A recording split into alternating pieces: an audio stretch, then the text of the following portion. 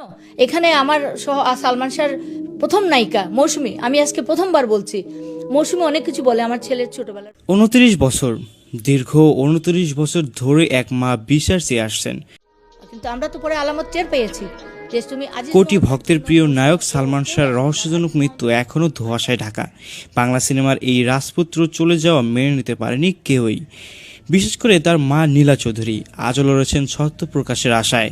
সম্প্রতি এই হত্যা মামলার নতুন মোড় এসেছে, গ্রেপ্তার হয়েছেন ভিলেন ডন। আর এই নতুন ডামাডোলে আবারও উঠে এসেছে সালমান শাহর প্রথম সিনেমার নায়িকা মৌসুমীর নাম। নীলা চৌধুরী সরাসরি অভিযোগ করেছেন চিত্রনায়িকা মৌসুমীর দিকে।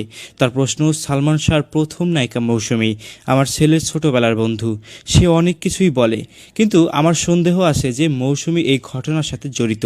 নীলা চৌধুরীর এই দাবি বাংলা চলচ্চিত্র জগতে এক বড় ঝড় তুলেছে। তিনি আরও বলেন, মৌসুমী শুধু শুধু চিত্রনায়িকা হয়েও আদালতে দাঁড়িয়ে জবাব দিতে হবে তার। কেন তিনি সেদিন আসেননি সেই জবাব তাকে অবশ্যই দিতে হবে। নীলা চৌধুরী আরও চাঞ্চল্যকর দাবি করেছেন যে আজিজ মোহাম্মদ ভাইয়ের সাথে মৌসুমীর সে সময় ঘনিষ্ঠতা ছিল অনেকটাই বেশি। তার মতে, আমরা আলামত পেয়েছি যে তার সাথে আজিজ মোহাম্মদ ভাইয়ের ভালো সঙ্গ ছিল এবং তারা চলতো একসাথেই।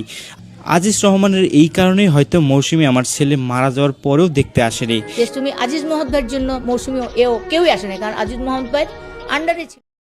এই আলামতের কথা বলে নীলা চৌধুরী এই রহস্যের নতুন মাত্রা যোগ করেছেন। তার সন্দেহ, এই হত্যাকাণ্ডের পিছনে আরও অনেকেই জড়িত। তারা কোর্টে এসে দেখে